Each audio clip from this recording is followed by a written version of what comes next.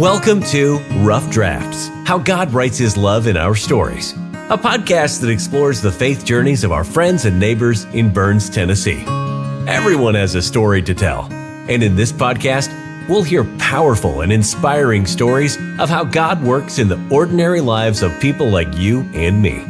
Our stories are unfinished and perfectly imperfect. They are just rough drafts, a glimpse of what is to come because God is still at work, writing plot twists, introducing new characters, and bringing good even from the most challenging circumstances. Join us as we see what God is up to in our stories. Here's your host, Matthew Hyatt. Well, friends, this is a different episode of Rough Drafts today. This is the first on-location one. You want to play Guess Where We Are? I don't know. Maybe you figured it out already if you've been Facebook stalking me, but when I left home to come to this place, it was 19 degrees in my truck, and when I landed in this place, it was 83 degrees. And oh, it has been so wonderful. Today's guest is a man of many talents. He wears a whole lot of hats. I'm surprised his neck doesn't break with all the hats he wears. He is a civil engineer now. He has constructed a utility. He has been an AT&T and DirecTV installer over the years. He's had his own companies. He's a soccer phenom. He is the missionary in residence here at Torch. It is Dalton Hines. Welcome, Dalton. Thank you. Hi. Nice to see you. Well, nice to see you. We've been hanging out for the last 3 days, so yeah. We've spent a lot of time together in the truck. And just tell folks what we've been up to. Man, we're busy here in Honduras. There's always work to be done, people to help, people to serve, and love to spread everywhere we go. So that's what we do here. I first got to meet you last summer on the Torch trip with our crew, and we didn't really spend a whole lot of time together because it was just mass chaos. Go. Yeah. But this weekend has been so neat to get to just visit and actually get to know you. And I'm really excited to ask my normal question because I think most people look at missionaries and say, what in the world? Did they just come out of the womb to be missionaries? Did mom drop them? What went wrong? Who hurt you? No. So I'm just going to ask, what's your God story? Oof. My story, maybe a little bit of background might help you. I'm 34. I have 3 kids, 3 boys, all under 9, 5, 7, and 9. And they are definitely my life. They're everything I work for. Try to spoil them as much as I can. It's hard to do that in a third world country because they don't get as spoiled, as the average American would. They get to kind of live under the radar a little bit, so they don't get to get that full American experience. Yeah, which I wouldn't say is the best for kids. I think we overdo that sometimes. Absolutely. If not all the time. So I think it was good for them to have a third world experience and kind of hopefully see what kind of impact that would have on them. And growing up, we can see that they're learning a new language or a second language. And I can just already feel that they're going to be really talented in the future. I don't know a lot of 9-year-olds who can swing a hammer like your boys. Yeah, and that's they can definitely do it. They can do some work. Mm-hmm. So how did you end up here? How did Dalton become Dalton? Man, back when I was a kid, my dad, when I was 13 years old, put me through a drive-through. We were going through a drive-through at McDonald's and told me, would you guys want extra French fries today? And I was like, yeah, that's weird. Well, my dad would never give me extra fries because I would always eat a large fry and I could kill him every single time. It got me a second large fry that day and I was just stoked. Could not understand what was about to happen. 13-year-old got the hit with, we're going to move to Honduras. And my brother is 11 at the time. So I've got a brother, and we lived here for almost 3 years. So is it like you were going to Honduras? Was it what do you think about Honduras? Like, how did that conversation? It was a, what do you think about us moving to Honduras? And what did you think about moving to Honduras? I said I was not Yeah. I was not moving to Honduras. I did not want to move here, surprisingly. And I told him I just got a girlfriend, and nobody wants to leave their girlfriend. All right. She might be So, the one you ever find. Before it ever started, we just ended it, because we knew that there was no chance. We were little, maybe if we were adults or something, that could have been a different story, but 13-year-olds probably shouldn't even have a girlfriend anyway. Yeah.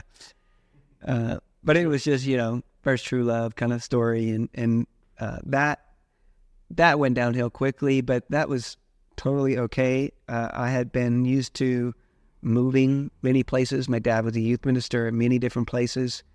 My mom was a realtor, and my dad's a handyman. So we'd always flip houses to make ends meet with youth group or with youth ministry payment, because they don't make a lot of money. No. Youth ministers don't really make enough money, especially back in those days. Yes. It was very, very low on the pay scale. And so I'm going to just go on this little soapbox here. I have always thought it's really, really dumb how so many churches have treated youth ministers as second-tier ministers. Like, when I preach, I'm talking to grown-ups who theoretically have some discernment, judgment, and experience. Mm-hmm. If I kind of stink at it, it's probably okay. They're going to figure it out. You're talking to impressionable kids at the most moldable time of their lives. Like, if one of us needs to do a good job, which one of us is it more important does a good job? Probably not me. Yeah. Sorry, side note. He's very, very good at what he does. Yeah. He's very good at persuading kids into, following Christ. And so that was what he was really good at. So you'd have a lot of church offers, and he'd end up training, people, mentors, as a mentor. He'd have internships and all sorts of stuff. So that quickly, became a thing where we were moving, every couple of years to a new church. Yeah. It wasn't like we were staying at one church our whole life. Just wasn't that. So I quickly adapted to growing up and moving a lot of places, making new friends, being social. Yeah. I could never be not social. It just wasn't. My dad instilled it into me to where I had to make new friends. Yeah. Which, at times can be lonely because you have to start over. Like, every time you go somewhere, you got to start fresh. Yeah. So that starting fresh was a rough time, every time you start somewhere new. Just like Honduras. When we moved here when I was 13, I did not know enough Spanish or any. So no friends, no language. Well, we had English school we went to up in one of the churches, English schools up by the Jesus statue, which is where, if you know the Jesus statue. Yes. I don't know if you want to explain what that is to them. Short story, gorgeous giant statue of Jesus overlooking the town, built in remembrance after a hurricane to try to give people hope. It's kind of like the Brazil Jesus statue, or the statue of, anyways, it's about that big. It's not quite as big. This one's, I think, about 200 feet tall. Yeah. Just pure concrete. It's short Jesus, not tall Jesus. It's short 200-foot Jesus. And so anyway, it's just a symbol of hope is what they built the statue for. Yeah. So that people can look up the mountain and see him, with his hands in a position to where it makes people feel welcome to come to him. Instead of like the one in Brazil where his hands are just straight out, like he's conquering the world. This one is more loving, kind of version of Jesus, which is, I think, what most people see when they see this one. Yeah. So I lived up on that side of the Tegus, which is the capital where we live, and went to school there for 3 years, 7th to almost 10th grade. We left halfway through 10th grade after Hurricane Katrina hit. Mm. And I started picking Spanish up towards the end, but it was a struggle. I have hearing aids, so it was very difficult to hear all the sounds. Most people would say they wouldn't believe that I had hearing issue. Yeah. With my speech, because most people have a speech issue. I have hearing issues. But as a young kid, I had lots and lots of struggles for sure growing up with these hearing aids, and I'll come back to that. But right now, how I got to Honduras, I left in 2005 to go back to Louisiana after Hurricane Katrina hit, because my dad wanted to come back to his hometown, which was Louisiana, and he took over a lot of the disaster relief in Louisiana for Katrina. And I quickly enrolled into a Christian school in Mandeville, Covington area, and quickly started school there again. Every couple of years, it's nothing new. Yeah. Quickly immersed myself into another English school. How did that go for you? It was difficult. Honestly, re-entering this society was a little different than coming out of it, because every culture, like once you get used to something for a couple of years, then you have to change it all over again. Yeah. So you have to be very adaptable, very open to accepting changes, not letting it overwhelm you, which I think for me has been really, I guess that has trained me to be more forgiving, instead of having to be like, no, it needs to be like this. Yeah. Or we're not doing that because that's just too much. It's overwhelming. So I think putting myself or being put in those situations has allowed me to grow a certain way, allowed me to receive a skill set. I guess you could call it a skill set by, just trial and error, just going through the motions and picking up on it and just growing, through the whole thing. And so I graduated in 2008. I'm 34 years old. And I've got my three boys, my beautiful wife. We got married a couple years after I met her on my first missions trip, or not on her first mission trip to Honduras, which was about 15 years ago.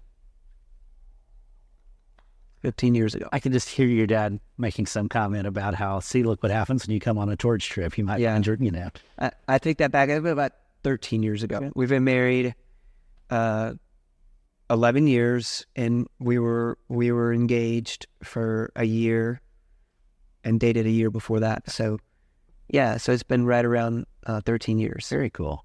Yeah.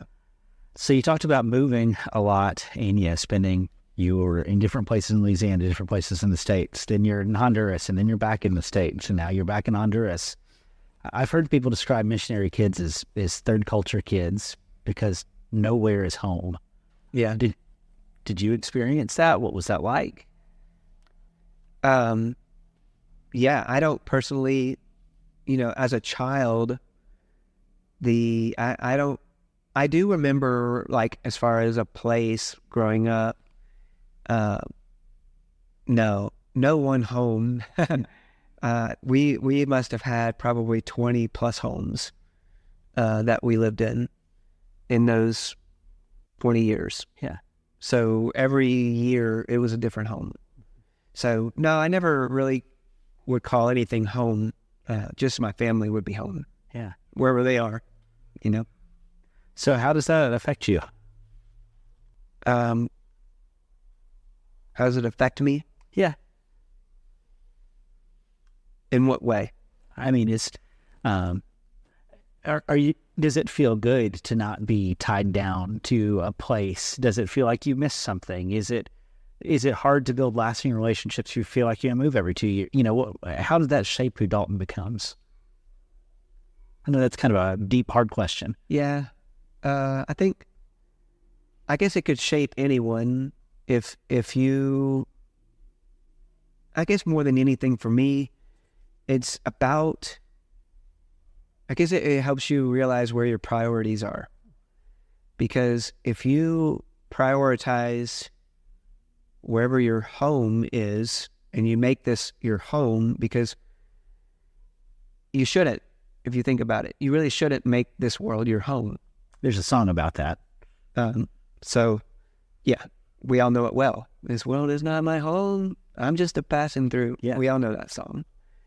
And so I mean, I guess you could say I'm blessed that I haven't had to feel like I miss home. Yeah. Does that make sense? I do miss, like coming to a place where all my family's at. Yeah. But because now we can't do that anymore. We have multiple sets of grandparents, and we have to go visit them in 4 different places. Yeah. In 3 different states. So there's no one place that could be home, So there's going to be 4 different places, and our home is our home here. Yeah. If anything, I think I have lived in this house longer than anywhere else I have lived. Oh, wow. In these last 5 years. Yeah. So my kids might get to experience a little bit of that in a third world country, though. That's pretty cool, though. So, yeah. So, I mean, they'll, I'm sure, we don't know what God has planned, as far as where we'll be in the next year or 2, 5 years, whatever that may look like. Yeah. I think it's important that we are open to going where he sends us, whether that means to another country or somewhere else in the U.S. Yeah. So tell me a little bit about your faith journey, because that's never a straight line. Tell me what that's looked like for you.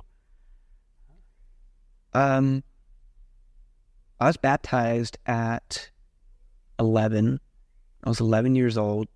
Got baptized. My brother was 9, and we got baptized at the same time. He actually was having the conversation with my dad and another guy. I think it was my grandpa or my uncle, one or the other. He was 9 years old, popped the question, and I was nearby, and I had knew about baptism, and I heard my brother saying he wanted to get baptized, and I quickly was like, yeah, I want to do that too. Yeah. So it was just a couple of years before we moved to Honduras. But to back up, I'll back up all the way up to my childhood, because I think maybe some people can relate with the struggles growing up. When I was a kid, when I was a baby, I was born with perfect hearing, and I was all the way up until I was 3 years old. I had good hearing. And when I was around 3 years old, I started not to respond to my parents. And my aunt, Brenda, who's from Florida, would call me and I wouldn't answer her. Yeah. Or my mom would say that I wouldn't answer her, I'm ignoring her or whatever. And my aunt had figured out that I needed to get my ears checked, because I could hear you if you had yelled at me, like, turn my head and look. Yeah. And so, but I was I was 3 years old, so I'm not really going to fully understand language yet. Yeah. But I could respond to noises if I could hear them. So shortly after that, realized I needed to be in a, audiologist and see them and get hearing aids. I ended up having 3 sets of tubes because they had fallen out over the years or over the months, I guess. So by the time I was 4, I had lost 80% of my hearing. Oh, wow. So from 3 to 4, I went almost completely deaf. Just for ear infections. Tubes nowadays, they stay in your ears the way they're supposed to. Yeah. Back then, they would just fall out, slip out. So there's a lot of scar tissue and damage there. Moving on, in Florida, I was bullied a lot for having hearing aids. And, when I turned 6, 7, 8, 9, 10, all the way up to 11 or 12, I was very, very much picked on my whole life for having hearing aids. And they weren't these technology we have now. Right. They were these big, wallet-sized hearing aids that would go on the back of your, ear. It would look like you're literally carrying a banana behind your ear. Yeah. It was awful. Yeah. And I understood why it would draw people's attention, now they have Bluetooth, it's kind of a benefit if you ask me. I forgot about your hearing aids, and we were in the truck with you, and the phone rang, and you started talking, and none of us could hear the conversation, and Marshall and I looked at each other like, is he hearing things? Like, what's the deal? Hearing aids. There's hearing aids. So now they're a benefit, but they also make people think I'm crazy. So yeah, there's that. There's that. I'm not crazy. I have Mom had you tested. The phone rings in my ear, and I can hear them equally on both sides. So that's a huge plus for me. Which for the first 20 years, I couldn't ever use any kind of music to my ear or any Bluetooth to my ear because it was never good quality, and I could never understand it. But with this technology, it's made a big difference. Yeah. When I remember when I was young, one of the worst times I got bullied as a kid. I think I was 7 or 8 or something like that. At the school I was at in Florida, elementary school, they would make me put my hearing aids in my desk for PE because I would sweat. Well, everybody would sweat in Florida. You just go outside and you sweat. So I would put them in my desk, and that was my job. I couldn't hear during recess. It was just awful, right? So I went and played recess. I was a really good basketball player. We played knockout, and I'd always make it to the last few. Sometimes I'd win. I was always the first one out. Really? Yeah. It's funny. It was funny. Did you trip a lot? I wasn't so much tripped. It was just generally uncoordinated, couldn't shoot, couldn't pass, couldn't catch. Really none of the things you needed to be able to do. Probably made it halfway through if you were just playing defensive. If you just after you shot once and just hit the other person's ball. Well, I wasn't aggressive enough. That's why I ended up running, because you didn't need talent to run. You can just do that on sheer suffering. At your own pace. That's right. And I'm slow. There's a saying, if you can't be an athlete, be a runner. If you can't be a runner, be a distance runner. Yeah. So I would leave my hearing aids in the desk at PE time, at recess, or recess PE, both of those. And, PE and recess was the same thing back then. You had to just be active. And so I would have to leave my hearing aids. And one day I came back, and my hearing aids were gone, and they were not in the desk anymore. And, I was very nervous. I wasn't able to hear for the rest of the day. And my teacher called, my mom and dad, and, the teachers asking who took the hearing aids, and somebody told on somebody and found out that my hearing aids were flushed down the toilet. One of them made it and one of them didn't. And then they finally did figure out which kid it was. Yeah. Of course, their parents had to buy new ones. Right. Because on hearing aids, you don't get insurance like that. Not back then. No. And they were, a lot of money back then. They were like $2,000, for what you got back then. And now they're like $6,000. Yeah. There's a big difference now in the technology difference. So that was really hard for me, not to going, because I couldn't hear for several days now. Because they have to order these things, and they not like they had a stockpile of hearing aids that fit people. Right. And they were special molds because of so much power.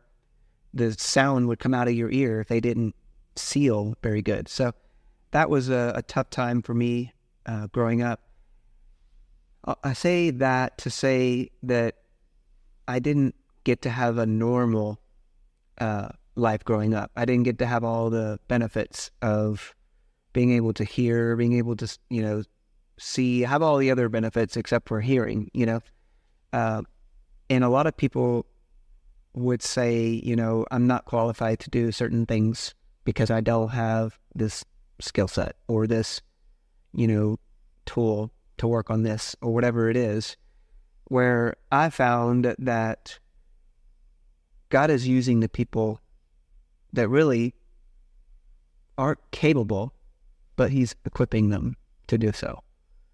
I am now a board member in IRC, which is over Torch, it's over our ministry, R1T1, it's over like 5-6 different ministries. Yeah. I'm on that board. I am a director at R1T1. I'm the one that created R1T1, along with some supporters that help me, help get me on that path to getting it going. I have a beautiful wife. I have 3 beautiful boys.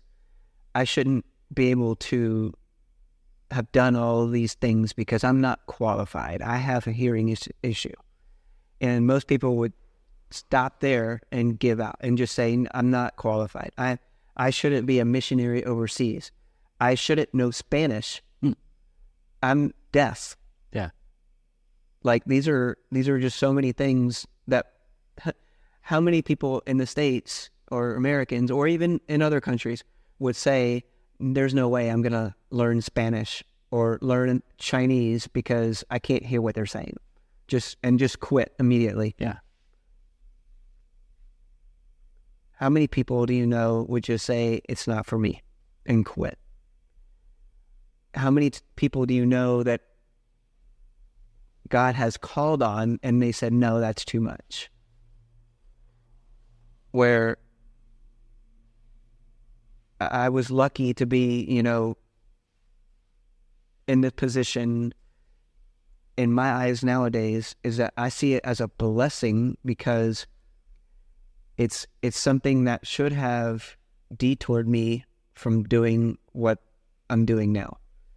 If anything, I feel like it could have been a plan that Satan was working to try to deviate the plan that God had for me. Instead, God probably looked at Satan and said, you know what? I'm going to use that guy who's you say isn't qualified because you messed him up this way. You probably knew that he was going to be a movement in another country, so you messed that up. So you could mess up his Spanish, so you could mess up, relationships, because it's hard to have a good relationship with someone when you can't hear them. Yeah. It's hard to maintain a relationship. It's easy to have a couple conversations, but to maintain a relationship, I'm not supposed to be married to a beautiful wife who loves me for who I am. Most women would say, no, you have an issue. I'm looking for the whole 10, the whole 10. You need all your senses. What's funny is I hear what you're saying, and I think if I were in your shoes, I would have thought similar things. Mm-hmm. But as a person who met you last year, I have 0 of those thoughts about you. I look at you and think, man, God put the right guy in here. Look at all these weird, like this guy can do plumbing. He can do IT work. He can communicate with the rich, the poor, with the Spanish, with the English. He could come to the States and talk us into how to support, and he could come to Honduras and talk the mayor into helping. And it's just, it's funny how often our internal voice lies to us and belittles us. And I got to tell you the truth, there's a whole lot of times when I preach, I get up to the pulpit and I think, why in the world do they let you do this? You don't know jack crap. I'm going to stand up in front of a room with all these people in it and tell them about God. Some of these people have been alive 3 times longer than I have. Well, that's probably not true anymore. It used to be true, that, I think there's an insecurity we all feel. It's funny though, I don't see it. And I appreciate you sharing it so that maybe somebody who's thinking about what call God has on their life realizes that just because there's a voice saying there's someone better, that doesn't mean that voice is telling the truth. So I have a different take on what faith looks like than I'm used to. And I want everybody to hear this because I think it's important to see faith in this aspect. So over the last couple of years, I have been pondering on faith and how faith works. Now, yes, of course, seeing without believing without seeing is faith, but I think there's also a ginormous version of trust that mixes in with all of this. And it's obviously a combination of many things, a culmination of many things. When I realized that I think me losing my hearing was part of my faith, because you asked me, about my faith, and I wanna get back to that as far as why I think that changed my perspective on my faith.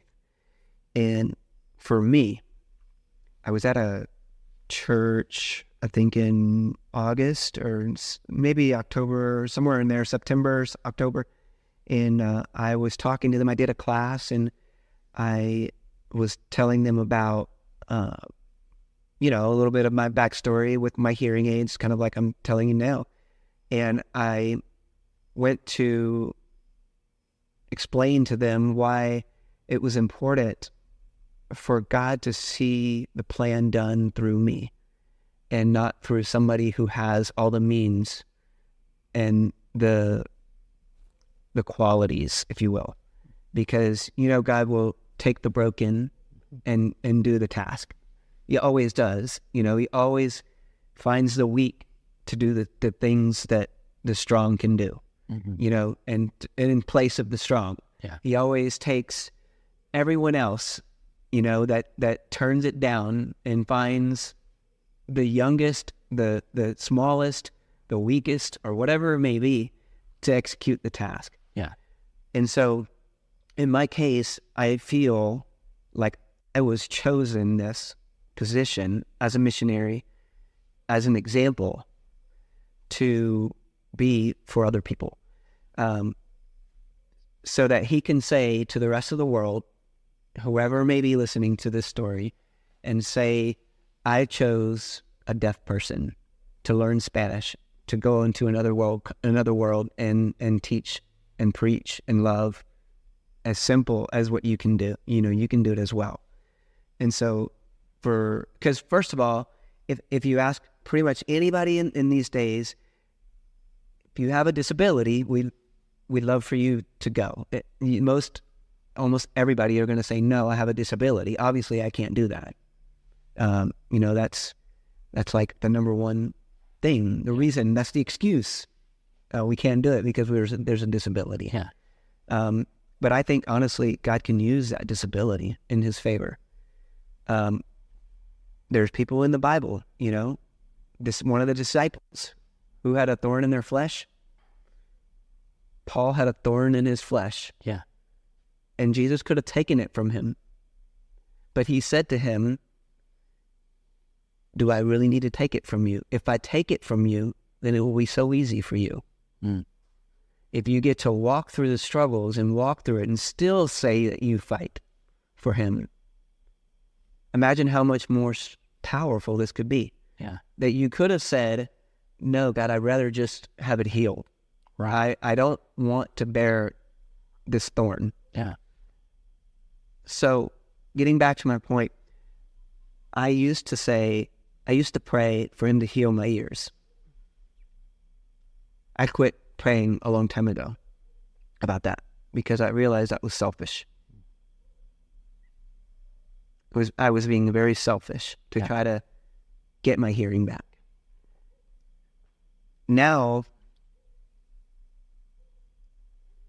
my faith has changed because there's a different way to look at it. And the way I like to look at it now is, if he had healed me because I wanted to be healed, I might be using it in my own way to benefit me and not God or some other reason. But if my faith is so strong, why do I need to ask for that? If I can use it for his glory. Yeah. So if I had faith as small as a mustard seed, then I could have it healed. But there's just something about this that that really stirs things up. And honestly, the hardest part is, for most people, is they want to see a sign. Yeah. And they want to see, like, are they on the right track? Do they have a sign to help them? But that's not faith. That's Right. That's believing because you saw. Right. That's not faith. And so if he healed me, then I feel like I would have had faith because he healed me. Yeah. It wasn't trust. It was reliant on, and I didn't want to be dependent on if he healed me. And I would rather go to the table and say, yeah, I have these issues that, you could have healed, but I'm glad you did it because I was able to use them to achieve your goal. Yeah. Whereas a lot of times I think that I spoke to this church and I told them, I said, if you're having to ask because it's to benefit you, and because we don't know what God's ultimate plan is. Right. We just know that we got to do what he needs us to do when he calls us to do it. A lot of times just like this well, like when we did this well, we didn't know. We had to dig on faith. We had to trust that this money was going to hit water, and we had no idea, and when we hit 10 gallons a minute, that's when we realized, okay, it was because you wanted it at 10 gallons a minute at this depth. Maybe he wanted more churches to be involved. Maybe he wanted to go deeper because he didn't think there were enough people involved. Maybe he was trying to get the last penny out of certain people. Maybe he was trying to teach us not to be so scared if the next project starts at 40,000. It could be for a dozen things, It could be for light years ahead. Yeah. That we have no idea what this plan was for. Just that reminder that God does stuff that we can't see and we don't know why. But just because we can't see doesn't mean he doesn't know. Yeah. Yeah, for sure. I'm real bad about if I can't see it, it's hard to believe. And I think that's a human thing. Yeah. Like, all right, I trust God's going to do this. Well, I can't see how he would do this, so I don't trust that he'll do it. And man, learning to spot that in our thinking, hey, hi, you're doing it again. You're making that same dumb mistake. That's a good lesson. I also had this understanding of, whereas if you need a miracle in life, it's because your faith is less. I think often he puts miracles in front of those who have little faith to try to improve their faith. Yeah. But I think that if you haven't had to see a miracle, I think it's possible that he believes your faith is stronger. What's the scripture? Blessed are, you have believed because you've seen. Blessed are those who see without believing, right? Believe but have not seen. So my prayers over the last few years, honestly, after studying it, has been, I pray that my faith is strong, that I don't need to see a miracle. Yeah. Because if I had to see a miracle, it might mean that my faith is small. So if that isn't something to motivate you while you're struggling or while you're going through a hard time, because you are just at the end of the rope and you just need some big changes in life, or some miracles to come your way. Don't get me wrong, miracles are wonderful. They're cool. I hear about them. Yeah. I hear about doctors, no idea how they saved the life of a person. Yeah. God came through, and I think those miracles are wonderful. But in a personal viewpoint, I don't personally want to see a burning bush experience for me to strengthen my faith. Yeah. You know what I mean? So that's kind of been my take on faith a lot lately. It's a good perspective on it. Yeah. Mm-hmm. And so I'm like Moses and all these people in the Bible who got to experience these non-natural things. Yeah. supernatural things. I'm glad I didn't have to be there because those people were a little smaller faith, you know? I remember when the Israelites, God kind of showed up on the mountain, and the Israelites' response was, "Please, Lord, don't do that again. Go talk to Moses, not to us. We can't handle this." I know it's not quite the same thing you're saying, right? It makes me think of that. Okay, so you have talked a lot about kind of childhood, what brought you to Honduras. Tell me what it's like being here, because I don't think I understand the challenges or the blessings, either one. I think I have a superficial understanding of what you're doing. So when we moved here, we had a 3-year plan. Okay. Did God laugh at it? What? Did God laugh at it? Because it seems like every time I write a plan. I'm pretty sure he did. I'm pretty sure he laughed at it and was like, you can, I'm sure he was like, "Hey, pat on the back. I really appreciate you. A for effort. A for effort. You're listening. Let's see how well you can listen while you're there." Yeah. I think that's what it related into, or at least I think we were at least in the same playing field, but I don't think we were on the same base. A lot of us are not in the same park. Yeah. So I think for the most part, I think me and God are in the same playing field. Yeah. Especially those, 5 years ago. Yeah. I think that, we should go into all the world. I think that we should go reach the lost. Jesus said it, so. I think we should disciple. Yeah. And over the last couple of years, discipleship has been really my focus on young men. Okay, just spell that out, because I want to make sure people hear the difference between what does it mean to be a disciple as opposed to be, I don't want to answer for you, but the Kyle Idleman book, Not a Fan, are you a fan or are you a follower? Do you show up and cheer Jesus on, or do you get in the game? What does it mean to be a disciple? Why is that so important?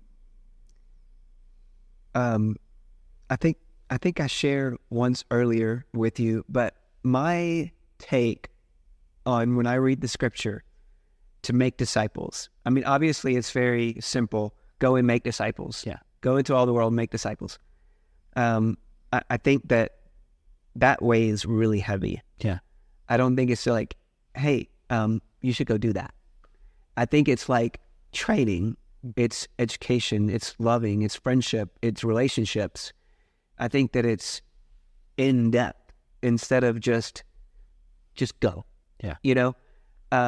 Because if there are so many ministries that have hundreds of baptisms and hundreds of so-called disciples, people who they convert, in a day. Yeah. You can hear the air quotes, right? Yeah. It's just like, and it's kind of like eye-opening. Like, so do you know their names? Like, what's your relationship with them? Who stays in touch with them? Like, are they part of the family? Yeah. Like, or was this just like out of the blue? And, you guys were walking through a city and you guys baptized, maybe 100 people. I think that's amazing. Yeah. I think that's what we're supposed to do. But the discipleship is in line with that. Disciple means student. Yes. It means follower. It means a committed follower of Jesus. We don't just want to throw people in the water and say, "Ooh, we dunked them, God's happy now." The command of Scripture was go make students. Yeah. How can you make students unless there's teachers? How can you have students unless there's relationship? And yeah. I'm not trying to make disciples of Matthew. I want Matthew to help make disciples of Jesus. That's language sometimes we've missed. We have been interested in the moment of conversion. You were lost, but now you're found. And that's cool, and that's flashy. Mm-hmm. But discipling is, how do I take a person and bring their lifestyle into contact with the teachings of Jesus, where they didn't just say yes once, they say yes every day. That to me is kind of that. It's a lifestyle. Yeah. It's a teaching of how you need to live your life, how you need to go about the rest of your life, and how to walk, how to act, how to behave, how to live. Yeah. And so discipleship, what that looks like from 5 years ago is a little bit different than what it looks like from 2 years ago now. Okay. and now. Yeah. So 5 years ago, I had probably a similar take of what most Americans would think what a normal discipleship program would look like. Go and have a relationship with them, get to know them, baptize as many as you can, and, maybe stay in touch with them, be there if they need you. But not go out of your way is not something that's common, and don't maybe the take on discipleship might look like what most people would think might look like just maybe try to be there for them, mentor them when they need help. But I don't think it's always just about when they need help. Yeah. I think it's about growing with them. But, the difference between when you need help, in my view, the most dangerous time for people spiritually is not usually when they need help, because that's when they know to look up. When you're at rock bottom, you know to look up. Mm-hmm. The most dangerous time for people spiritually is usually times of success. So if I want you to be a disciple of Jesus, I don't just need you to call me when things are hard. We need to talk when things are good, or even more. Yeah. So I started R1T1, which means Reach One, Teach One. Okay. It's a training school for young men. And we have a bunch of small businesses, if you will. We have an aquaponics farm, basically, tilapia create, they basically take the water that they live in and they use it to fertilize plants in a circulating system. And the water comes back to the fish and it grows plants and all that. So that's called aquaponics, similar to hydroponics without fish, aquaponics with fish. Oh, okay. And so that's called aquaponics because we do have tilapia. We use that as fertilizer for our lettuce that we grow. So it causes you to grow a ton of lettuce really fast, and it causes you to raise tilapia really fast. At the same time. So you're getting meat and veggies. Yeah. Yeah. Well, yeah. And so we're going to that's one part of our training school. So our businesses our motto is a trade school. And so we're training young kids who have never had the opportunity to work in any kind of businesses that we have at our R1T1 school. So essentially, I have 5 or 6 students. Right now, I have 6 students. Last year and the year prior, I had 5 students. So I am discipling 5 students or 6 students at a time and educating them to be a young man and how to be a good father as when they get older, things to look out for before the concrete sets in their life. So I'm trying to disciple them. So they're young. They're anywhere between 16 to 25, 26. So really anytime before they get married, before they get a wife or kids is ideal. Because once you're married or have kids, it's hopeless for you. It's just the concrete has to set. Yeah, man, it sets up. And it sets up hard. I can't tell you, even for missionaries, you have dozens of missionaries or people come on mission trips saying, I want to do this. I will be here. And then you hear the famous words, but I'm getting married. Or I'm having a kid. Or I just bought a house. And then that but turns into all about the things that they're setting their roots in, the thing that they really want. I do not like big butts. I cannot lie. You can't lie. But that reminds me even of what Jesus said when the guy comes to him and says, "Yeah, I'll follow you, but I gotta go look at a piece of property. Oh, I'll follow you, but my dad's sick." Yeah. Jesus said, "Take up your cross daily, follow me." I know, and so just from a missionary standpoint, like so many people want to be missionaries, but then they don't. Yeah, because then you can really see where they want to be. Now they may have the intention, and that's great, but intention doesn't count. Yeah, it's worthless. Yeah, without action, intention means nothing. Mm-hmm. So good intentions are not enough. I've heard about a road they pave. A what? A road they pave. Who? Intentions. Good intentions. The road to hell is paved with good intentions. I haven't heard. Yes. Yeah. Did I make that? You've heard that, right? Okay. Yeah. I didn't know about that. I just made that up. So I didn't know about the... Yeah, the road to hell is paved with good intentions is That's a good sermon title. saying. Yeah, It's a good sermon title. a little depressing, but it's true. Yeah. And I also think understand. Satan is working on everyone to have good intentions, Yeah. but then fail. Like, man, go on a mission trip to Honduras. You guys deserve some time with God. Like, no worries, I'll get you right back when you get home. We'll be back in 10 days. You'll be back in 10 days. Have a great, non-Facebook time or, a non-YouTube week. We can let that go. I'll work on some other people while you're gone. I'll mess up some of your other contacts. Just think about all the things that Satan's working while God's trying to fix something, Yeah. And so a lot of people want to do great, want to be missionaries, want to go overseas. I wanted to do that too. But, I had kept that inside. I didn't tell anybody, I didn't want anyone to know I was going to fail if I didn't fall through or if I didn't pull through. So I made the decision with my wife to move everything here. Yeah. Sell everything. I have no belongings in the States. I have a cardboard box in my dad's storage unit of high school trophies. Huh. That's it. And maybe some ornaments that were hand-me-downs from my grandparents that I just, would feel wrong if I threw away. Right. So they're in a storage somewhere in my dad's house. But that's literally all I own in the States. There's nothing else to my name. So I have literally left everything to be here, to do this, and give him all the glory. I don't own my Hilux truck out there that belongs to IRC. Yeah. I guess I could have had it put in my name, but it wasn't my money. Yeah. I said put it in the nonprofit's name. Yeah. It doesn't make sense. It's not mine. Yeah. And I think the less things I have, the better I feel. The closer I feel to God. Because I feel like I'm not having to cling to something that's earthly. Well, one of the hard questions that, we asked in some of our debriefs after our torch trip last June, I asked a few of our kids, who looks happier, the average American 12-year-old or the average Honduran 12-year-old?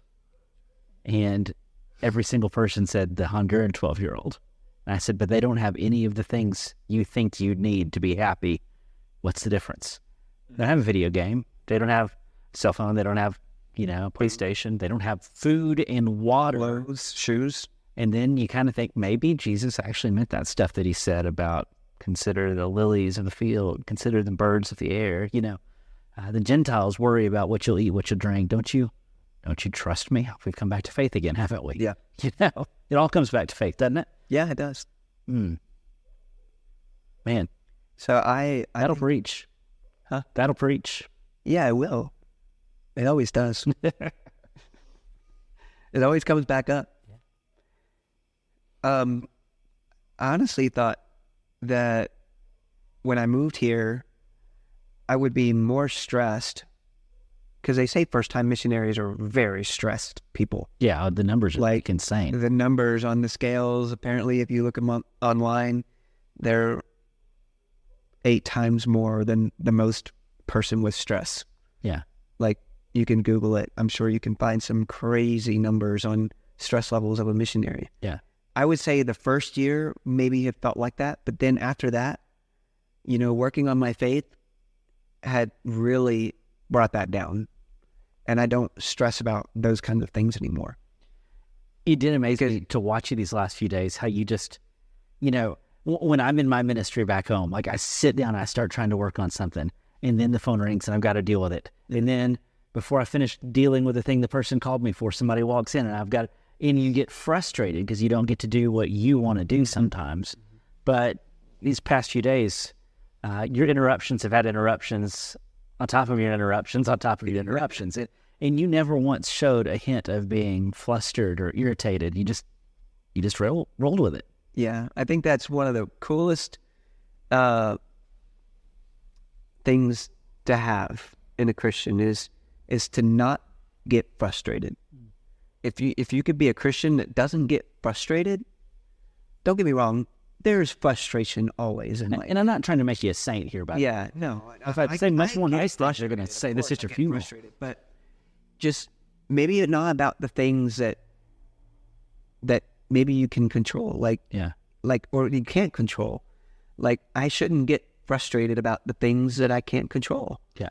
You know, like you saw one of my videos, and the other day it said something like, if you could get, I said something, how many things you could get done in Honduras. Yeah.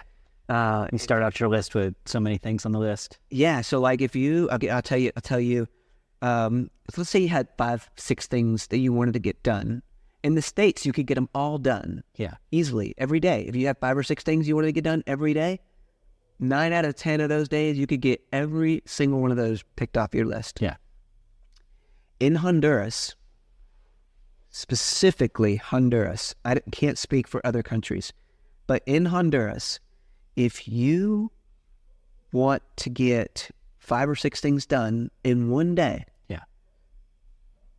it is 99% of the time not going to get done. Yeah. Not all 6. It works like this. If you get 1 or 2 things done, you did good. Yeah. If you get 2 or 3 things done, somewhere in between, because usually you can start on some other things, like maybe make a phone call or whatever, but 2 or 3 things done, if you get 2 or 3, then you're doing really good. If you get 4, you did excellent. Yeah. Now, obviously, if you get 5 or 6 and you got them all, it was because God let you finish it. Yeah. God wanted it to happen. And that was the only reason, and that God put everything in place because he was on your side that day. Well, we started today. When we got in the truck, you said, we're going to go install some water filters. Yeah. And we're going to go check the pressure a couple of places. We didn't touch a water filter. We didn't touch a water. So no, obviously. Yeah. But what we did was so stinking cool. Yeah. We delivered water to people who have never had it before. Mm-hmm. Met a ton of families. Fixed some leaks. Measured pressures. Ate some chicken. We ate some chicken, right? Fried chicken in Honduras is amazing. Yeah, seriously. Yeah, death to the chickens. Y'all are gonna be coming back next year, or this year. That's right. You're gonna be saying, I want some of that Poyolandia. Yeah, the torch groups don't go there, though. No.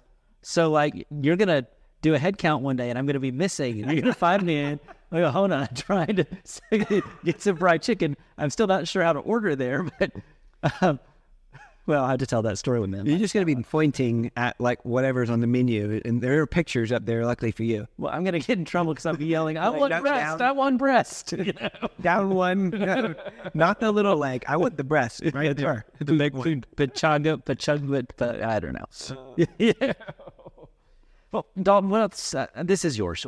Is there a story you want to tell us we haven't gotten to? Honestly, I think I love living here. There's so many benefits. Here's the thing. There are more benefits than cons. There are more pros than cons. And I think in America, there's a different level of pros and cons. Yeah. It's different. The culture's different. The people are different. I think we as Americans need to be more like Hondurans in our mindset, with love, with joy, and with happiness. Yeah. We Americans are so ungrateful. Most all of us are so ungrateful. We will complain about anything that gets in our way. Yeah. Anything, if it's not clean enough, if it's not fast enough, if it's not the right thing or the right this and that, We make up things to be angry about. Exactly. We argue about things that don't need to be argued about. Yeah. In Honduras, we have one milk for everybody, Nobody complains. Not a single person complains about it. You got 16 milks in Starbucks. Yeah. And you got people, talking to the manager about not having one milk. For breakfast this morning, I had cereal with milk out of a box that came from your pantry. I had never experienced that before, and it was totally fine. It was fine. It's perfect. But notice, you're in this culture, and I think it's almost like you have to respect the culture and you're not allowed to complain. Yeah. You know what I mean? Yeah. Like, we have so many options in the States. We can complain. Yeah. Because we have so much. Well, they're out of Tide free and clear, and I really didn't want the store brand, but like I know. dumb stuff. I know. And we have, we have that, but it's also like $100. Yeah. I think I'm just going to go with the $5 brand. Thank you very much. Yes. Nice knowing you, And so, well, even the act of turning on water spigots today, like when we were at a couple of houses that were in weird spots geographically, and the tank was nearly out of water for the test. yes. There were a couple of people that were just getting a dribble. And in my head, I was kind of bracing myself, because I imagined that if I were in the States and these people didn't get the water, that we were about to get torn a new one. How dare you? You screwed up. I can't, how come they got it and I didn't get it? How come they're getting this pressure and I'm not getting this, Yeah. And then you're telling me that, the neighborhoods down here, they'll just kind of take care of it. Oh, no. Hey, you can't, I got to use the water right now. No, you can use it. Yeah. That's mind-boggling to me. Yeah. Yeah. No, they'll have a guy that goes around in our well project we're speaking about. We laid a foundation. For those of you who don't know, we laid a foundation of piping throughout the whole community, roughly 2 to 3 miles of pipe in all different sizes. Yeah. For distribution from the big tank at the top of the hill. And we obviously sized it from biggest to smallest, but there are some roads that were just so long, it just wasn't cost effective to bring them a huge size pipe. Right. So their pressure is, their flow rate is the word, I guess you could say, pressure flow rate. They get 100 pounds per square inch. Yeah. 100 PSI. So if you try to put the cap on it, the thing will just blow right off. Yeah. But they don't get the same flow rate. It's not dumping buckets. Yeah. I mean, we're talking like, 4 gallons a minute? Yeah. Or something like that. But in other places, it was 20 gallons a minute. Yeah. So it's really hard to, know where how the water is going to work until after you install some of it, especially with the hills and the ups and downs and, all that. But like you were saying, like if we were in America and some people were getting this level, we wouldn't be having it. Yeah. And we would get our way, because we're privileged, we're entitled. We're spoiled brats. Exactly. I mean. And so I think a lot of us could learn something from people here. Yeah. They are, washing their clothes out of buckets on rocks. So we, I think should learn something from that. Yeah. And just be grateful for what we have in the States. We've got stop complaining. Stop being that type of Christian that is the complaining type.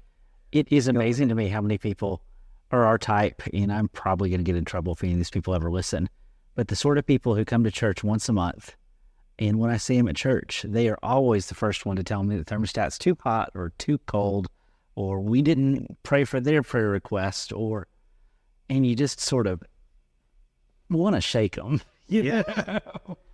I want to shake half the people that come on mission trips here. Yeah. Because they come with that attitude here, and I have to remind them that we're in a third world country. Yeah. And you need to get your head screwed on right, because we're not in America. No. So you can just forget about all those benefits, that you have there, and just for once try to live like a normal person. Yeah. Like most of the world. Yeah. Like 90% of the world. Okay, so give me the torch commercial, the Dalton Hines commercial. Who do you want to come down here? What do you want them to? What do you hope to accomplish with a week in the summer? Who should come? Why should they come? Oh, you mean just like to get things done? Yeah. So I will say I really appreciate groups that come down here to make my life easier. And there is one in particular that I'm thinking about. Yeah. Especially when it is anything to do with that can make my life easier, specifically to make less complaining happening. Yeah. So not complaining on my end, complaining on Americans. Yeah. So last year, or no, not last year, this year was good. 2023 was good. The year prior to that, 2022. Yeah. So we're very fortunate. We had hot water heaters, some gas hot water heaters that were installed on the buildings that I was able to install. But after a couple groups come through, because the water's a little finicky, sometimes you have to activate the hot water by turning hot water on all the way first, get the water coming in, and then it takes a second to get warm. Kind of like in the States, you got to wait till it gets right, and then you get in. Well, if you add cold water too fast, sometimes the hot water shuts off. Yeah.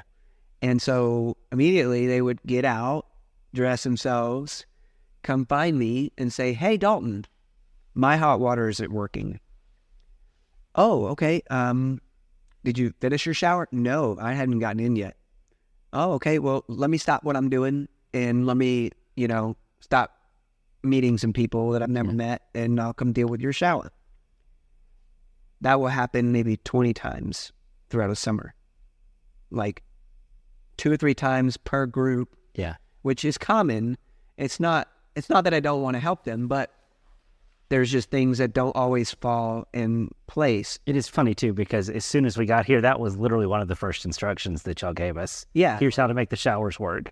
Yeah, we teach you how to use the showers. Every now and then the batteries go down or the gas runs out. So to have a solution for that, I came up with the idea of maybe having a ginormous gas tank for the whole property, and I don't ever have to worry about swapping any tanks. Yeah. Some people heard me, and some people really wanted to help. Yeah. Brought a team down for a week and did the whole gas network. Then you can see on the back side of On the back side, there's a ginormous pipe running across, like gas pipe. Yeah. And it's connected to every single hot water heater. And so all I got to do now is make a phone call. Yeah. And put gas in the tank. And I don't have to worry about batteries. I just change them all out before the summer. And I know they're good for the rest of the year. So things like that are ideal, where people see, okay, how can we help Dalton? I know it's not about me, but when you're here, you need me in order to have your needs met. When I come here, I can't do anything good unless you've helped me do it. Yeah. I mean, we were here you guys were up there saying, "How do I do this? How do I do that?" Yeah. I wanted you to do it. But obviously I guess I have a vision of things in how I want it done. Mm-hmm. And I guess I know we're just trying to do our best and see, make sure everything's done right. Yeah. But oftentimes it's pretty common sense, it's, just do it, figure it out. Yeah. And so a lot of things, like I obviously didn't have the plan to go and put money towards a project when other people did. Yeah. And wanted to help with like this cafeteria. So had a team guys from Bentonville, Arkansas that gathered up 10, 12 men and came down for 1 week. How cool. And just asked me, "What's wrong on this property? What have you been not able to do? What would you like to see fixed? What would you like to see done?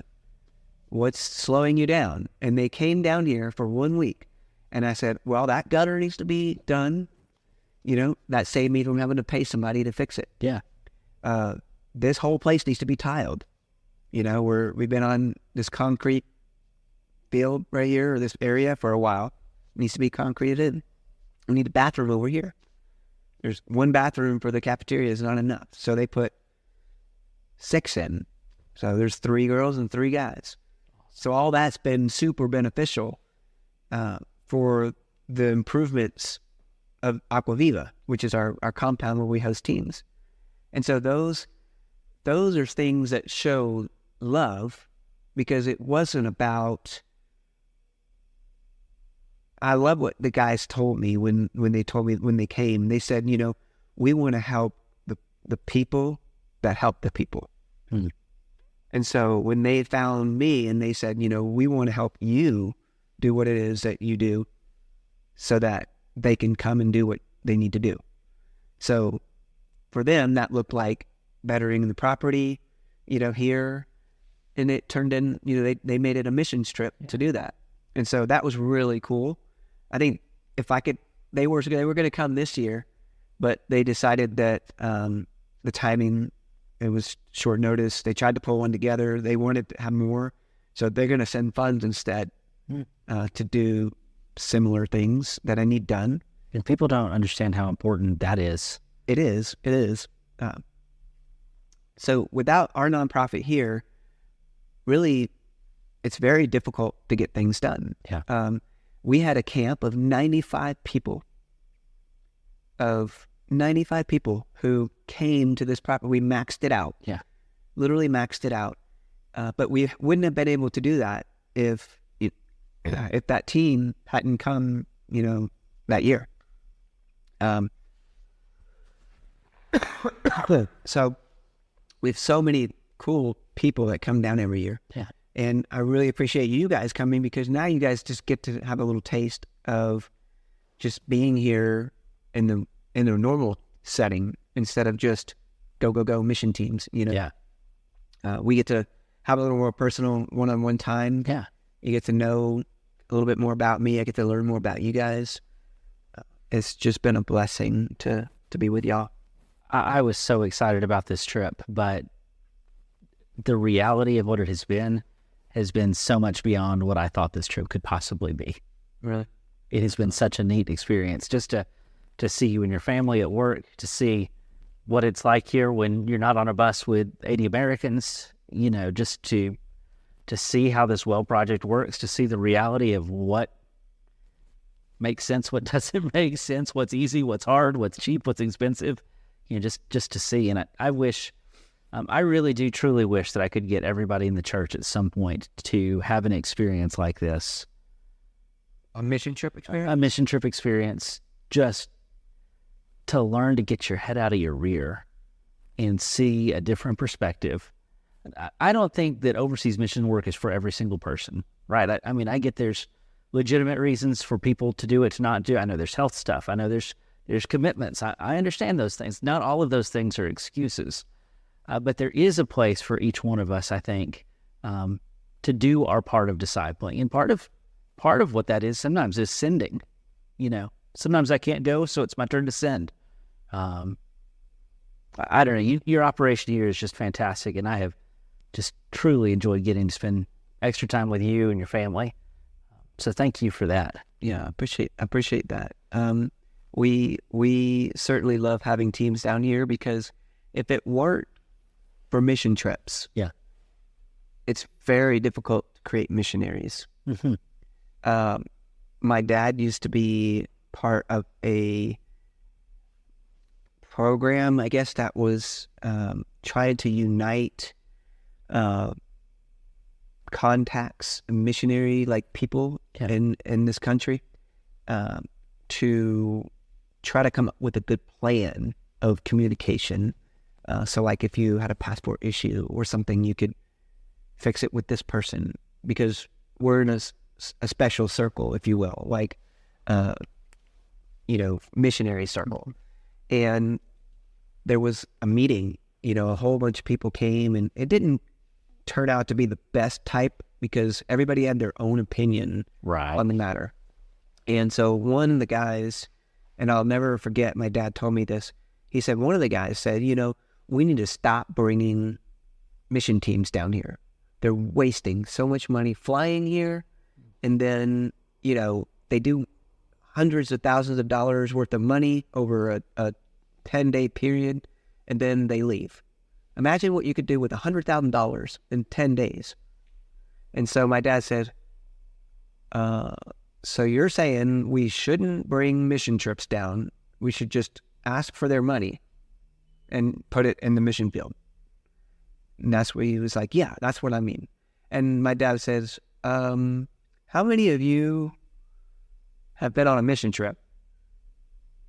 99 of them put their hands up in the air. Yeah. Because they've been on a mission trip. So would you be here if you weren't on a mission trip? And they all said, nope. So everybody looked right at the guy and says, I guess that answers that.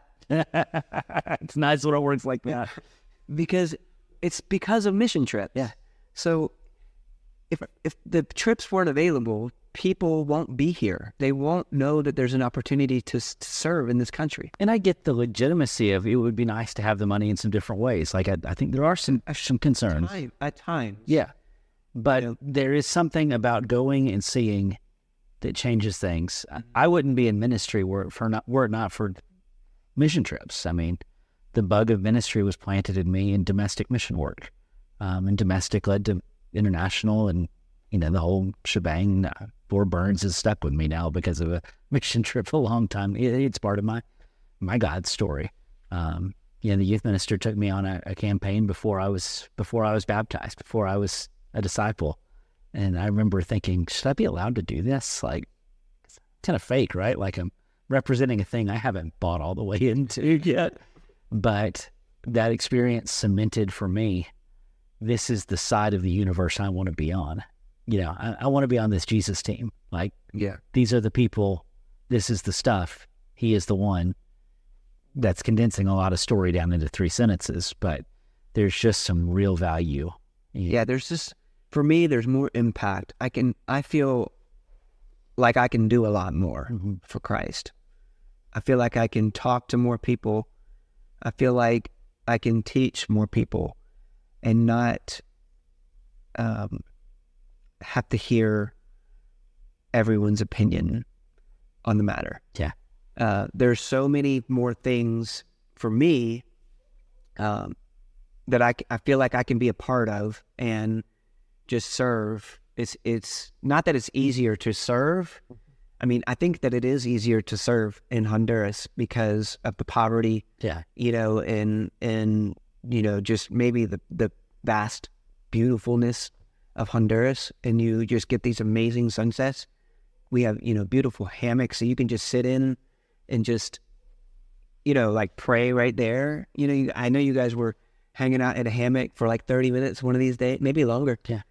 I wasn't feeling good earlier in the week, and I just had to take a little nap because, I had a fever. But I know that it's just calming. You just feel like your body can just be itself, be one with the Lord. Yeah. And you're not having to be so consumed by whatever's going on, Right, wrong, or indifferent. It's hard to give people that experience in the States. I can't peel them away from their phones long enough or their jobs. When we do church camp at our church, we do Burns Family Camp. When we go an hour away, there are 4 campsites within 20 minutes of our church building. But I can't take people to those campsites because they're too close. Because they'll come and go, come and go, come and go, come and go. But if I take you an hour away, you actually go and experience. Yeah. You need these experiences. Anything else you want to share with both of our listeners? No, just I hope that you guys can come on a missions trip. Yeah. Come on other times of the year.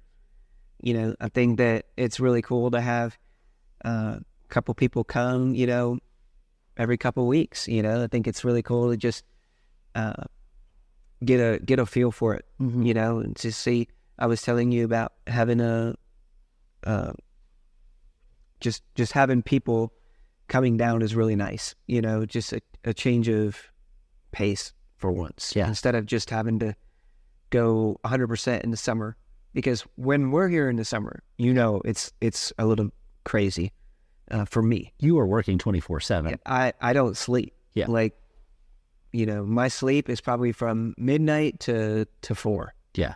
And then I'm, ordering wood. I'm coordinating the wood. I'm, houses and food bags and making sure everybody's happy in every situation, making sure there's food on the property and water going everywhere. Yeah. Making sure there's gas, which that's been helpful this year. But I think that it's important to see this side, the non-crazy side of mission work. Yeah.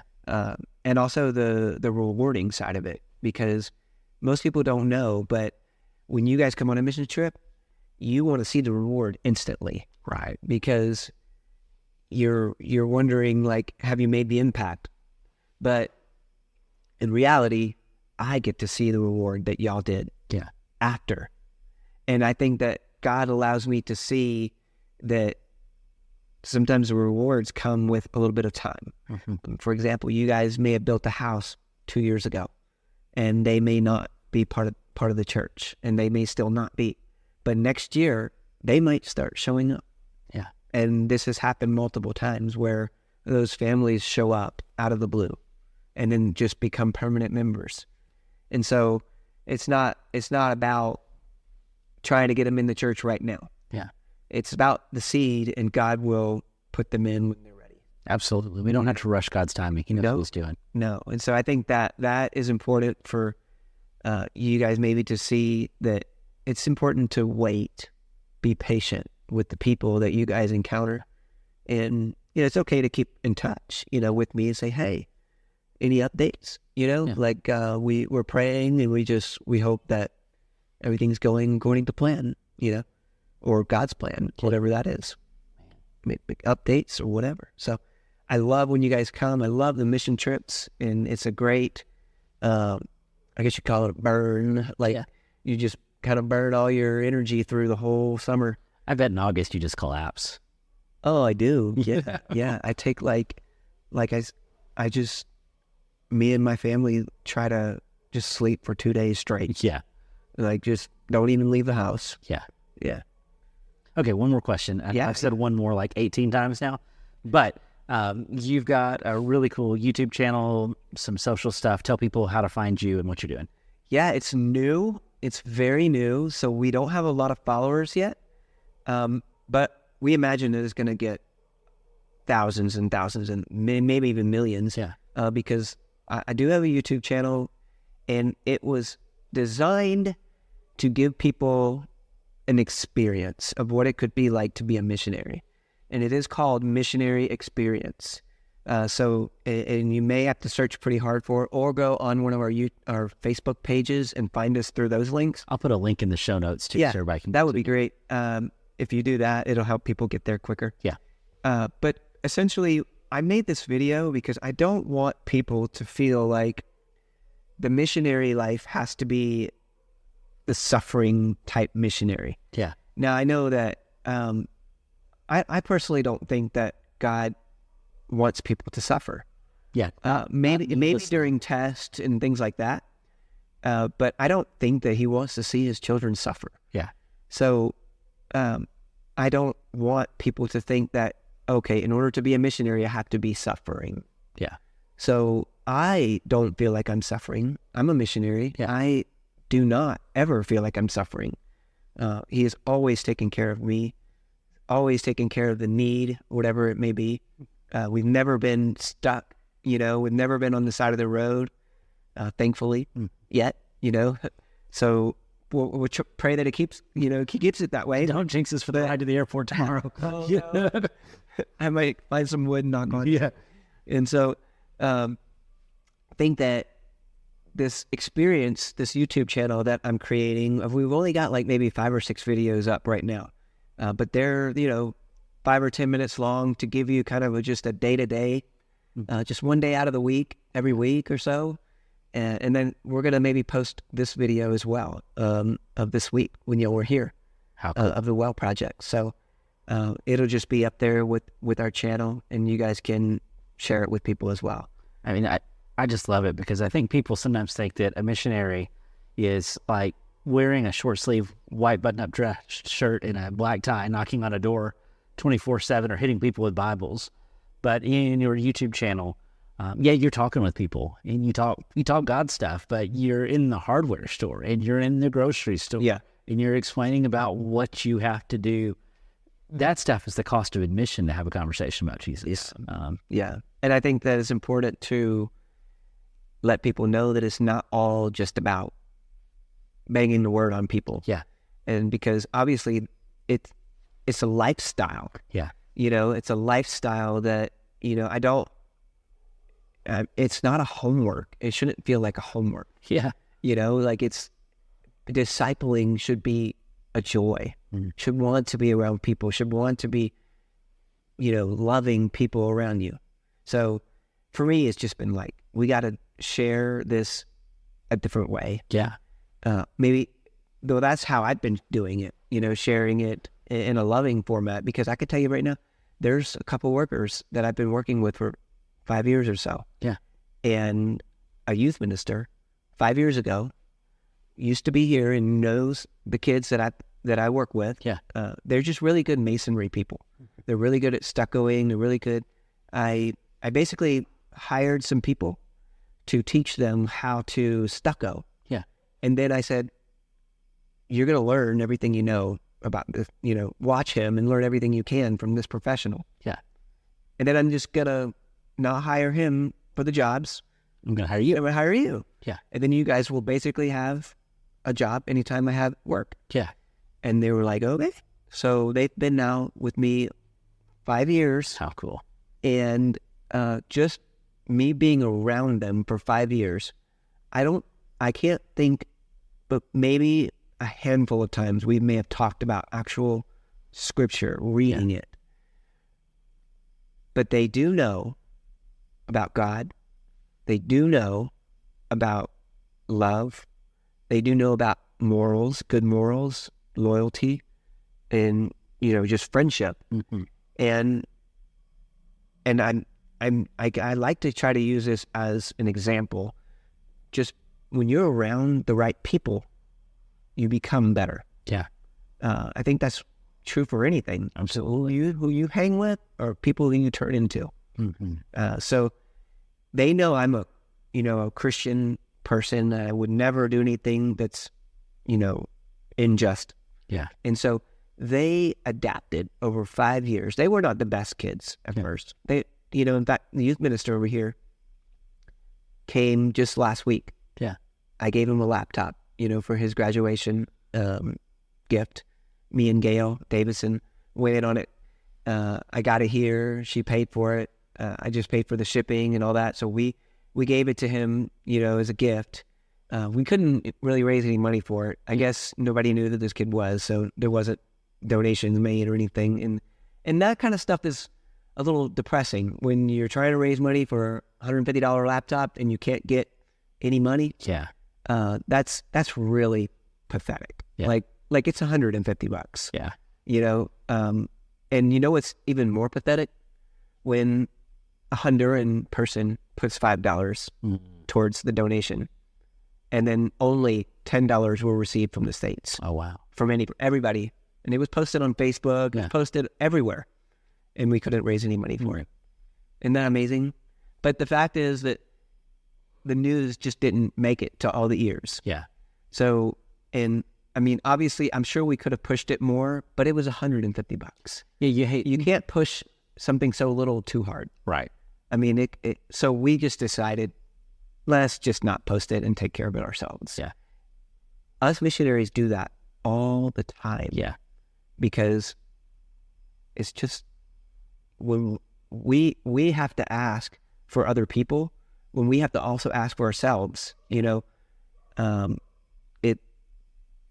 it's hard, because then a lot of people might be thinking, you're asking for a lot, we support you and now you want to help more people. What's the purpose of What do you think we are? Made out of money?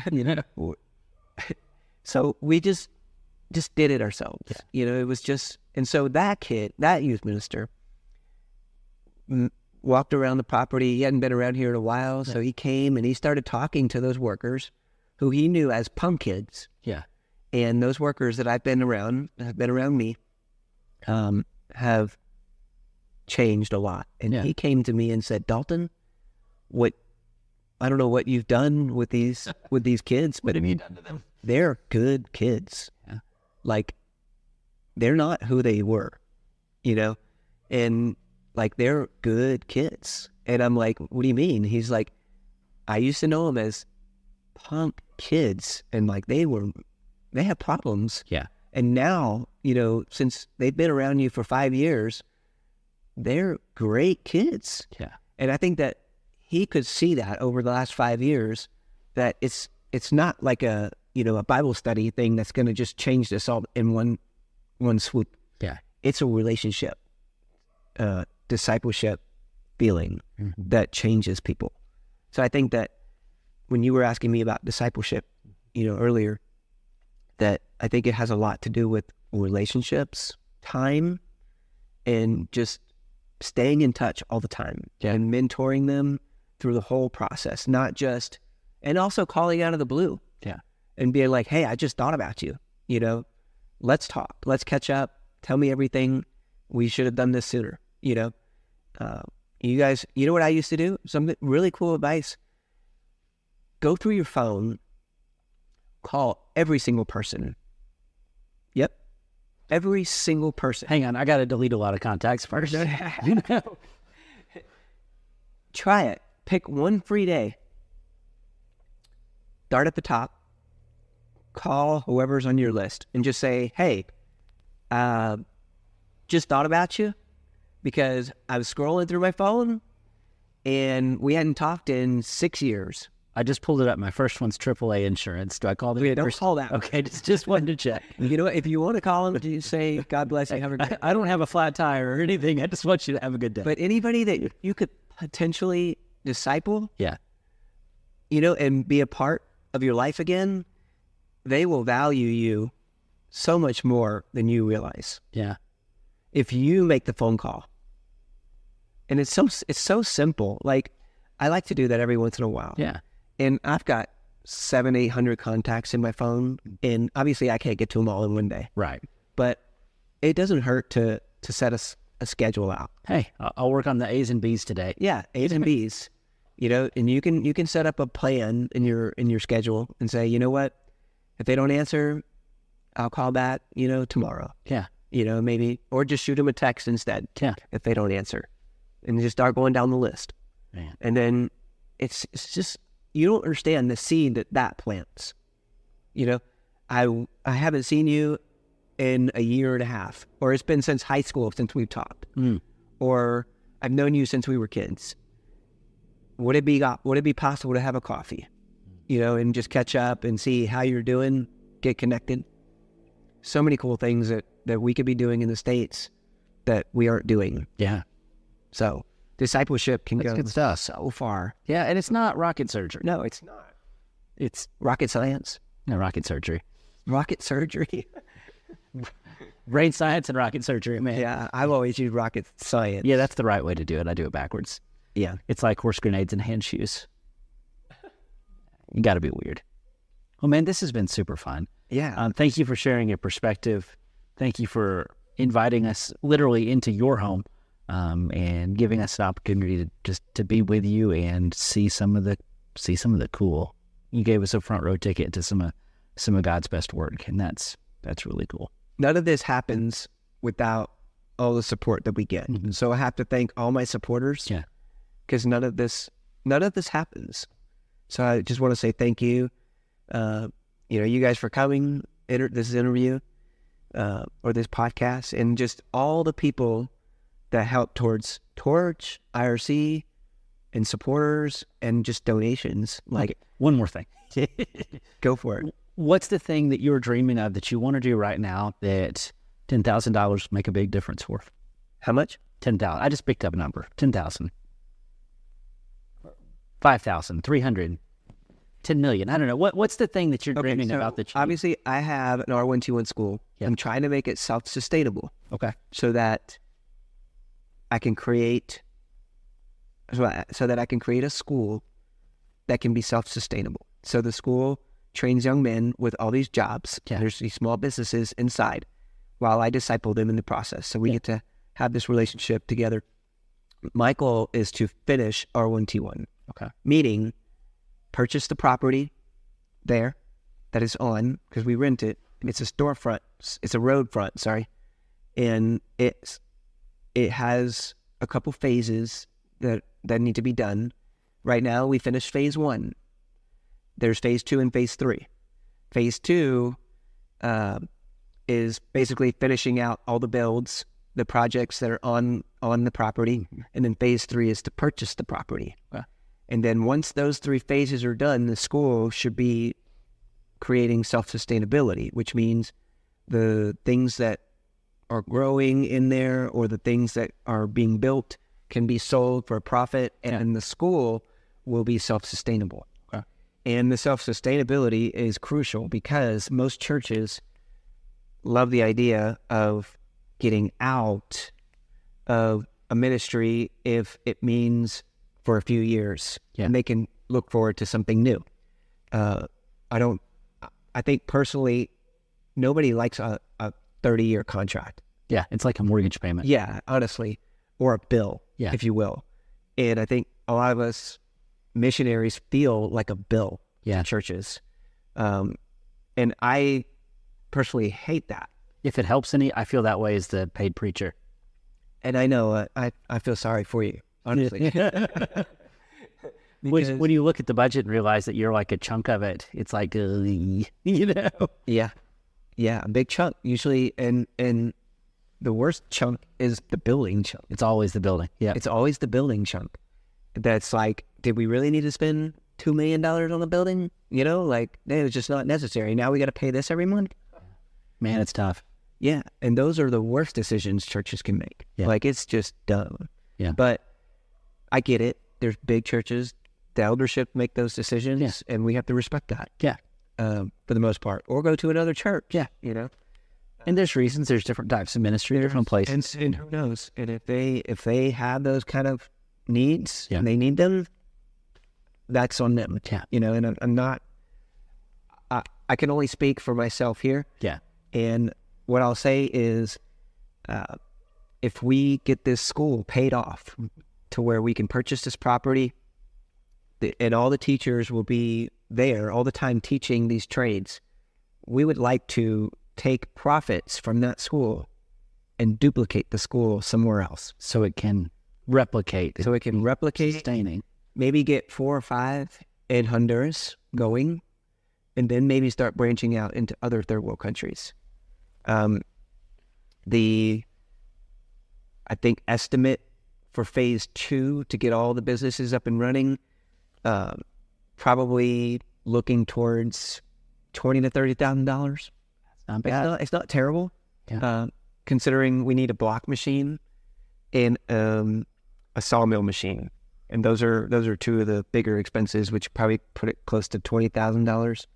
Sawmills are probably close to like 15, 20 grand. Yeah. And then a block making machine, they're really not that expensive, $4,000 or $5,000. And those are 2 businesses that we want to put in there so that we can teach the kids, you know, how to make blocks, how to cut wood. And man, that's so useful. You're job training these guys. That's a huge win. They now have a productive life they can live. You now have an opportunity to disciple them. So win. Now you're also creating a supply chain for your ministry to be able to do other things. Wouldn't it be great if you had access to high quality lumber and cinder blocks for the builds you do? We're a carpentry class. So that, man, you're win after win after win on top of each other. It all serves a purpose. So 30, 40 grand. Business. Yeah, so our 5 or 6 businesses that we have are, so I don't know if y'all know what a pulperia is, but it's basically a convenience store. It's where you get your Coke fix. It's where I get my Coke fix, you know. Coca-Cola. And, you know, all the Pepsi and they're bought from all the other people. Yeah. I'm the only one that buys the Cokes, and they buy the Pepsis. So the Coke here is sweeter. For whatever reason, the Coke here is so much better. It is so good. Oh, it's so good. Yeah, it's sweeter, and it just has a better base. I don't know. Carbonation is just better. But anyway, they basically we have a store that's already built. It just needs to be funded inside, like the product, you know, the merchandise. So basically, it's going to sell our produce that we're going to be growing, which is basically a little store that sells all the goods that you need in your household. Like it could be anything related to food, anything related to drinks. It could even sell little gas tanks for their stoves. It could sell gallons of water, or 5-gallon things of water. It can sell all the produce that we make, or we could get it and have it delivered if we can't grow it. And then it also sells anything from spices all the way to toilet paper. Yeah, anything you need in your household, and it will be there. Ice creams, whatever. This is the miniature Honduran Dollar General. Dollar General, miniature gas station. Yeah, if you will.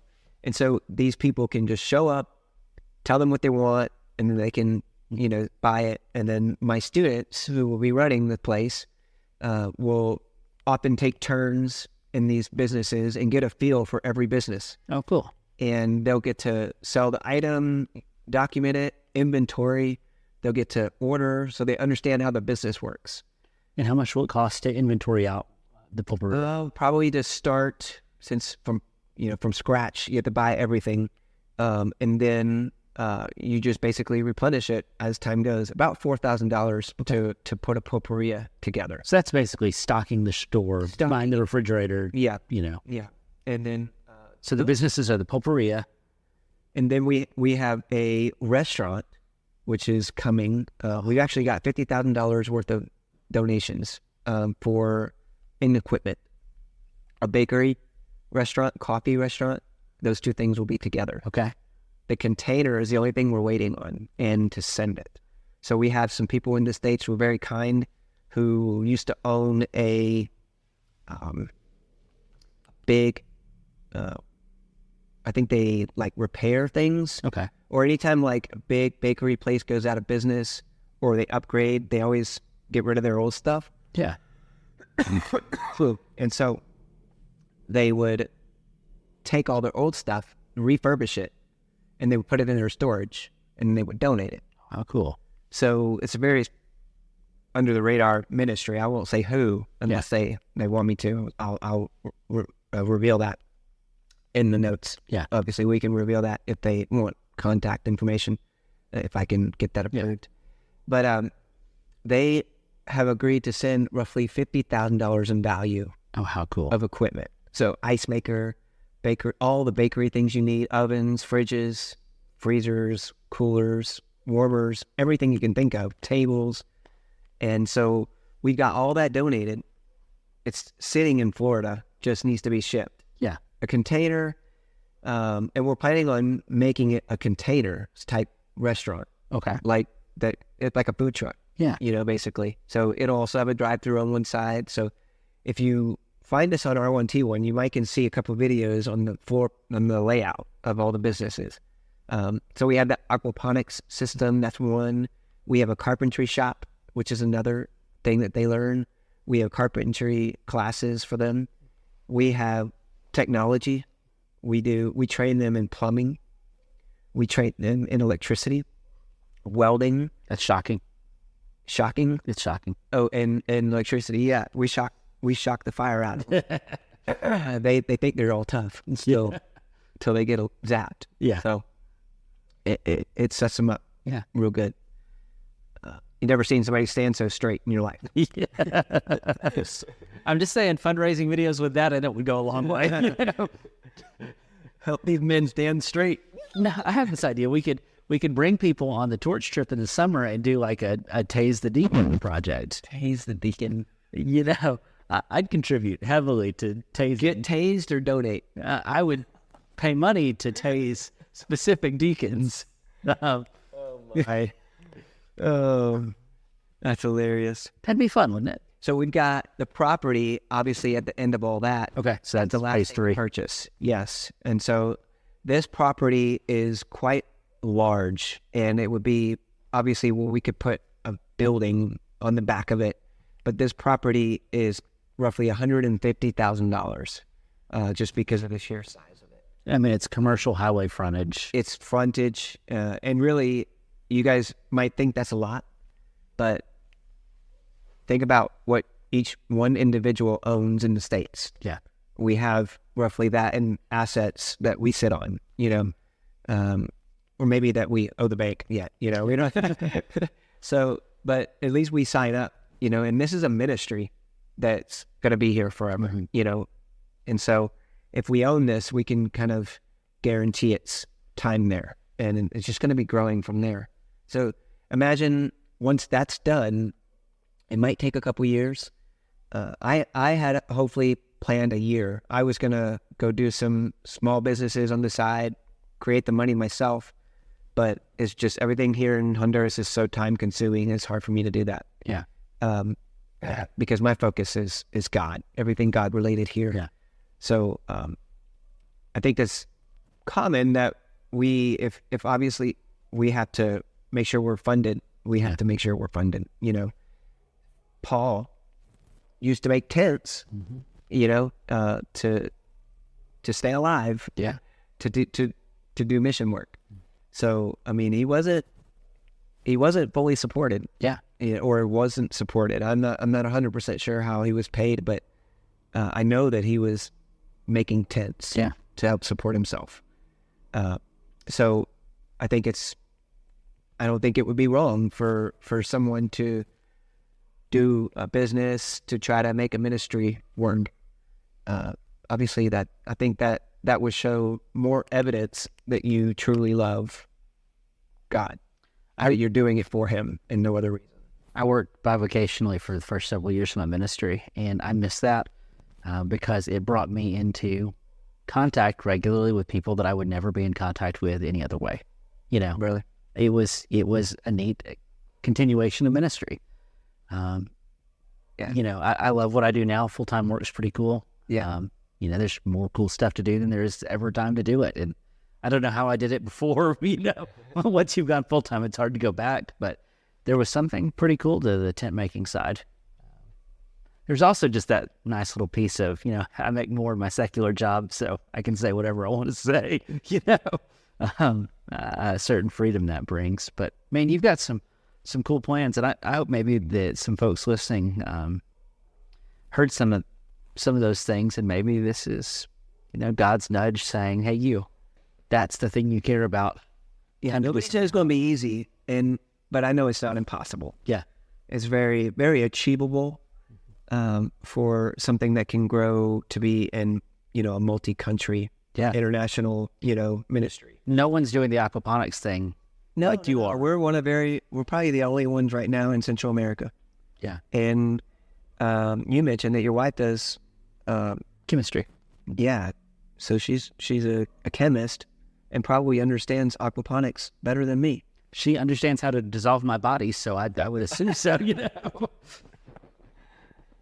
So if you end up missing, then we should just come find your wife. I like to start every wedding ceremony by reminding people of one of the most significant things that happens after a wedding. After a wedding, we now know for certain who the prime suspect will be if you ever go missing. That's the one thing you can guarantee from anybody. It's an important spiritual moment for people to realize. Yeah, surreal. It's true. It's true. Dalton, man, this has been fun. Thank you. Let me guess. Another question? No, I'm going to stop. I mean, you got anything you can go for it. I'm not going to cut you off. No.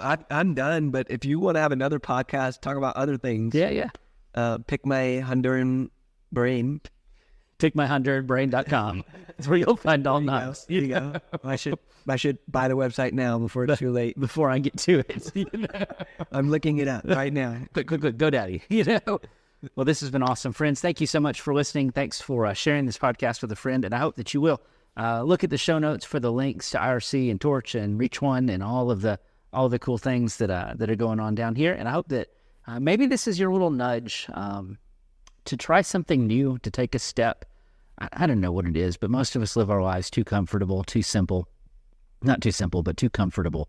And just, that's not for me. But I don't know. Maybe you should try it and find out. You might be right, but you might be wrong. And a better way to find out than try it. So, anywho, that's enough for today. I hope you'll share this, and I hope it mattered to you. Thanks for listening. And until next time, I can't wait to hear what God is up to in your story. Thanks for listening to Rough Drafts. Be sure to subscribe so you don't miss a single episode. While you are at it, help us spread the word by leaving a rating and review. Until next time, let's keep looking for how God writes His love into our stories.